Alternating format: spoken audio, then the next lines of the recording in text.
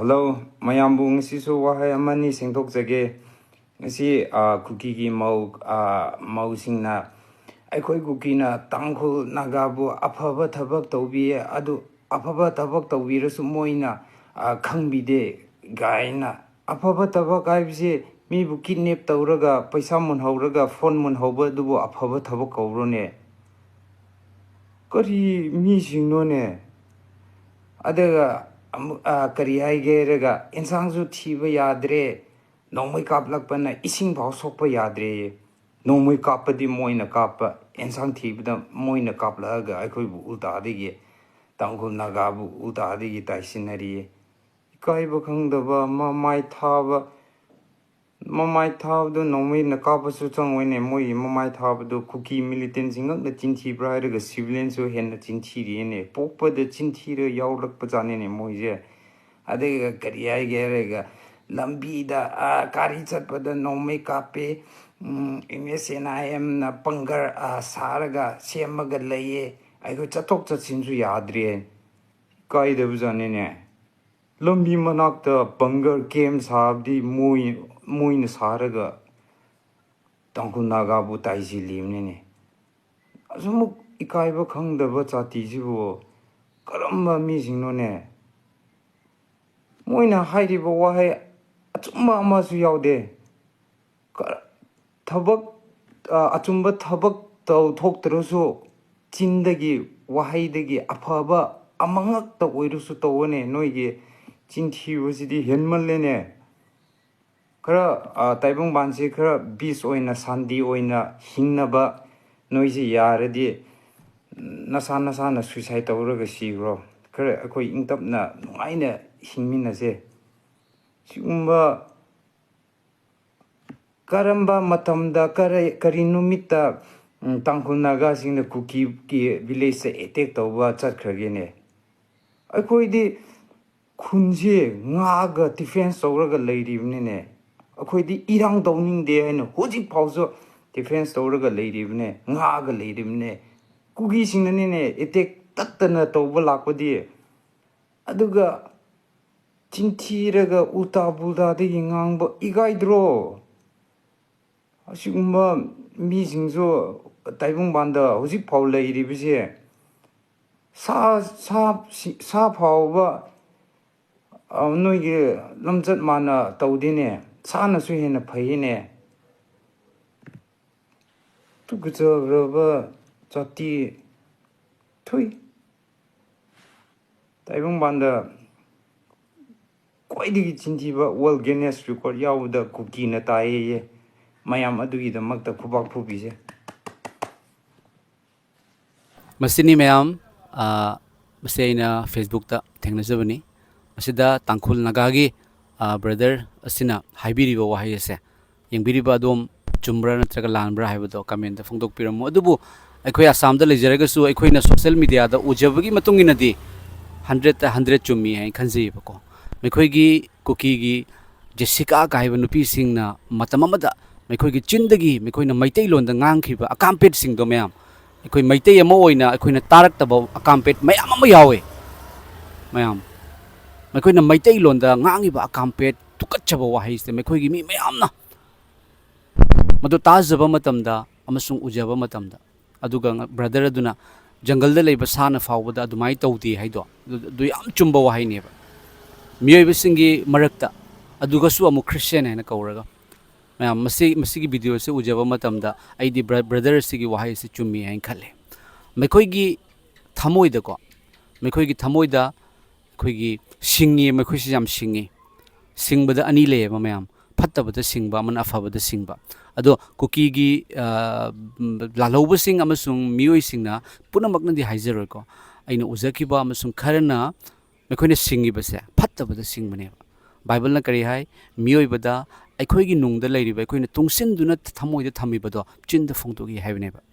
aikoi gi thamoida aikoi na tungsilliba afabadagi oiraga su fattaba oiraga su aikoi na chindagi phongdoi mayam ko haiduna ishorna takpibane ba mayam akogi tangkhul gi brother sin phongdok piri se adom da kari faubi adom da comment ha se maitei ga lan sukna raba matung da maitei ga mayam ama hatok pira matung da tangkhul ga mu khanaba hoduna leiri bani ba mayam ko nongmai nghaitna nongmai kaptuna amasung kenogi nagagi nagagi chairman amaga tangkhul gi leader amagi mekhoi gi wari viral loki badu yam tenba audio clip tu da mekhoi na ngangi ba wangang kuki gi lalho badu na ngangi ba wangang do taba matam da mi bigi wangang amasung sagi wangang se manade mi bigi wangang se ngang de ba aduga mekhoi se mingonda haijen ba maral sibi yam phe adu mase maral siba se Jesu Christa gi asawbani maral siba ya de me mingonda haijen ba ya de aduba mekhoi di haijen gani mekhoi na tawraga mi na tawi haigani mekhoi na hojik maitei gi angang ani khak mekhoi na bom thadaraga bom kapsalaga hatokpodo adu mekhoi na nate haina sudum hai aduga mamangda maitei gi usiga photo I uhanjaram ge ba nungsi khraba maitei gi nupi ahum angang ahum aduga angang ani hatkibase asisu mekhoi nate heta hairakani ba mekhoi se hygiene ba yamna haye ba ko hygiene ba aduga nekhoi su Christian natra ekhoi punamak pullasi Christian sing punsi kaina nekhoi Christian natra haiduna kuki gi leader mana nagagi chairman da ten khaba video clip tu da hai khriba wahai sing ado nekhoi Christian natra haibudo Christian di amata Christian gi rule regulation di amata ngak taba Jesu gi wahai di amata yaudaba migi lam tanba Jesu na yabra yumlo na babuna samakum na nungsiu yumlo na bagi Old Testament da yumlo na bagi maral mathum pam ganu karam ganu haiduna yauri bane lam tali drugs popi thaba Jesu Christa na yagadra Jesu Christa na mi kannabagi damakta shibiraga Jesu Christa na Kanbiba afaba pau sandu waina hingat laga hairaga mi hatok na bagi paisa yam tal na ba drugs popi thaba Jesu na yagadra akampet ngang ba Jesu na yagadra nongmai pairaga church manung da chang ba Jesu na yagadra mi halaga hallelujah haina law ba Jesu na yagadra yade ekoina haijari se haining na haiba nate ekoi haining deba mekhoi gi afaba do ekoi su uthok ninge ba adubu phattaba ngata ureba maramdi thamoi da leiba do thok leieba ko mayam ado ngasi di taibang malem na khangnarabani achumba hariba achumba se losalaga thamba yate ba nekhoi tawriba mong matawdo world da leiriba jati pumnamakka leiminariba jati pumnamakka leiminaba yarakta ba haibase karigumba amakha oirabani ba mayam ko asini Prabhu Jesu Christa na achumba gi maike Jesu Christa lei aduga aranba ishorna yadaba thabak tawriba singi against Prabhu Jesu Christa lei maha Christian haina kausanu adubu Christian haibase chinna yaroi magi thabak na ulakani mayam maramdi Bible na hai upambi adu fahalu upambi adu faraga di mahi farakani Jesu Christa nung da yauba misak oiba taraga di magi thabak na ulakani popi thagalakpa mi hatorakpa lan tauba migi mangnaba sinba maral siba migi lam pambase Christian gi thabak nate taibang malem na khangnarabani maitei ga hendoktana hujik nagaga mukanna mekoina lan sokna na bahori social media da mayam mekoina migi maming thon basu yamna hayibko phattabada singba haibudo kacha naga ka hai maino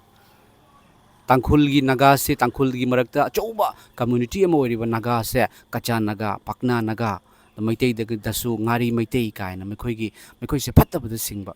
aduga mekoina Christian oibase aigi wakal tadi ko thawaina lomanai da waran khobam phangnabagi damakta nate mekoi se taibang panbada nungainaba hakchang nungainabagi popi thaba yanabagi mapandagi paisa laknabagi drugs jolaga nongmai pairaga mi hatoknabagi Christian oibani hain khalle mekoi gi thabakna thagachuri mayam comment tawiramo ishorna achumbagi maike da ishor lei achumba bu ishorna matam chupada loinabi achumbana joy oigani iramda manipur ingtha chikta oisanu mayam aduga achumba haibase Jesu Christa gi maming mayam gi marakta amani I am the way the truth and the life lambi adu achumba do hingba do Prabhu Jesu Christa na tabi kraba punamak puloina bibo isanu achumba do losan bayaroi adum thoglakani amasung nagagi brother bu thagachari asumnaina phungdok pasi yam harauze maramdi masidagi ekoi phattabaga pullaga leibase yadeba phattabaga pullaga leibase fattabaduna afabadu su chendheba magi fattabagi mawongduna afabadu su fattabada ola le marabaduna fattabadi fatti aina haibase kayarak mekhoi gi damakta prayer tawkre kayarak haisakre yadrise mekhoi lan soknadradi mi hatoktradi nungaiteba maitei gi angang ani ka handakta hatkibado mama mapa do kari oiramgani ba machani hatkiba haibase kari no ba khalam doise mekhoi ne hingbado hojik maming khatagi hingba oiramoidra मीबु वाहन नाहनब Christian की थबक नते मियोइबा अमगी थबक नते ताइबंग मालेम पुनमंगनसु खंगनरबनी मखोइगी achumba reality मदुगा मखोइदे मखोइसे Christian हैबसिदि हाइनिंगदे इंगोंद प्रभु प्रभु कौ पुमनमक सर्गद चंगोय अदुबु सर्गद लेबा इपागी निंगबा तौबा महाक अदुना चंगनी सर्गद लेबा इपागी निंगबा तौबा हाइबदि नुंगशिबा 10 commandment wine याथंग तरा पिरमबदो प्रभु जिसुना लागा याथंग अनि खक्ता सुपचिले अहानबद निखोइना निखोइगी थमोय अपुंबा थवाय अपुंबा मसुंग पुकनिंग अपुंबना यहोवा ईश्वरबु नुंगसिगदबनी मसे अहानबा मसुंग ख्वाइदगी चाउबा याथंगनी अदुगा नि सुबा दुदिया सिगुमनी नाहकना नाहकी युमलोनबु नासामकुमना नुंगसिउ वायन याथंगदा यावरिबा मसुंग वा ताकथोकपा मिसिंगी वहाय अदु याथंग अनि असिदा सुपलबनी हाइरिबदो मखोइदा लेब्रा मखोइदा लेब्रा युमलोनबु नासामकुमना नुंगसिउ हाइबसे मखोइ युमलोनबसु उबा यादे लेमिना लेरुबा मफम पुनमक्ता लेमिनबो जात पुनमक खनरिसे मिगी लम तालिसे अदुगा ममिंग क्रिश्चियन है कौरगा यीशु ख्रिस्ट की नुंसीख्रब क्रॉस तो पायरगा मीगी लमदा अखोगी लमने युंगसनबदो हुजिक्ति याररोय को ईश्वरनसु लोइना उरिबनी निखोइना ममिंग का क्रिश्चियन कौरगा ईश्वरना यागदब नते नुंगदा यीशु ख्रिस्ट की थवाय सिंग लेतब क्रिश्चियन अदो मखोइ क्रिश्चियन नते मखोइगी मरक्ता पुकनिंग होंगजब कनागुम लेरगदि कनबिगनी अदुगा पुकनिंग होंगदना लेबा तारगदि वायनबगी मतमदा सोइदना हाइरिबा मफम अदो ईश्वरना थानिंगदब मफम अदो अदुदा ताब नतना हेल ताब नतना उपाय लेते ताबिख्रब पुनमक ईश्वरना सोक्पिबो ओइसनु थागतचरी मैम कमेंट तौबिरमो अमसुंग शेयर तौबियो